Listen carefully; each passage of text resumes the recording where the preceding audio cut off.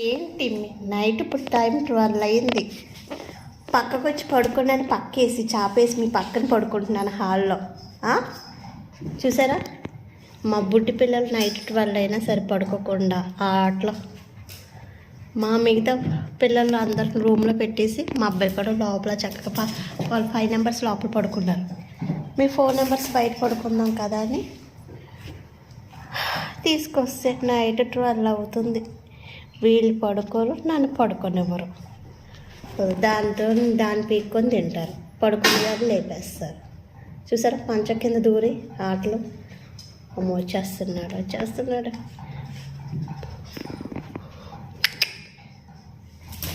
అది